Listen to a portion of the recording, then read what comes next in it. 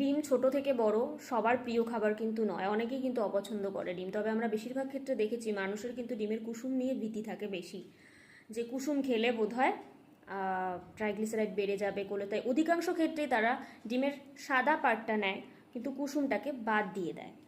তাদের জন্য আমি বলবো যে হোল এগ খান, সেটাতে বেশি উপকার। কারণ ডিমের কুসুমটা হচ্ছে একটা ছোট্টখাট্ট ভিটামিন ক্যাপসুল, ওর মধ্যে থেকে আপনি যা পাবেন তা অন্যান্য অনেক খাবার থেকেই পাবেন না। পাবেন, তার জন্য আপনাকে অনেক কিছু ভ্যারাইটি রাখতে হবে। আর ডিমের মধ্যে আপনি একসাথে অনেক কিছু পেয়ে যাচ্ছেন।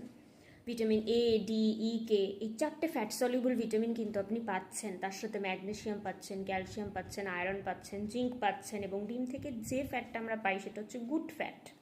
যেমন নাটসের ফ্যাট নিয়ে মানুষের ভয় থাকে, নাটস থেকে কিন্তু আমরা গুড ফ্যাট পাই, সেরকম ডিম থেকেও আমরা গুড ফ্যাট পাই। যাদের ভয় আছে যে ট্রাইগ্লিসারাইড বেড়ে যাবে তাদের উদ্দেশ্যে বলছি যে ডিমের কুসুম ট্রাইগ্লিসারাইড বাড়াবে না। আপনার যদি একান্তই ভীতি থাকে তাহলে আপনি টানা 15 ডেজ একটা করে ডিম খান এবং তারপর লিপিড প্রোফাইল টেস্ট করান, আমাকেও জানাতে পারেন।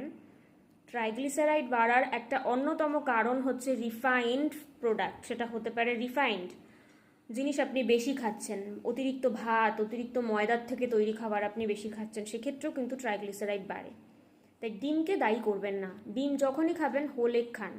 ছোট থেকে বৃদ্ধ সবাইকেই কিন্তু দেওয়া যেতে পারে এবং একটা ডিম থেকে মোটামুটি আমরা ওই অ্যাপ্রক্স 7 গ্রাম মতো প্রোটিন পাই। মানে যদি ব্রেকফাস্টে আপনি 2টো ডিম খান তাহলে কত পাচ্ছেন? ওই 13 থেকে 14 গ্রাম মতো প্রোটিন পাচ্ছেন। আর ডিমের প্রোটিনকে আমরা রেফারেন্স প্রোটিন বলি, যার সাথে কোনো কিছুর আর কম্পেয়ার হয় না।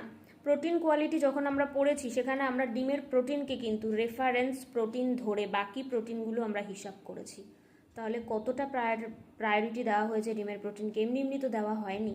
তাই অ্যাডে যখন দেখাচ্ছে ডিমে আধা আধা হবে, আধা আধা প্রোটিন হবে, এটা কিন্তু ভুল। ডিম থেকে আমরা সম্পূর্ণ প্রোটিন পাই।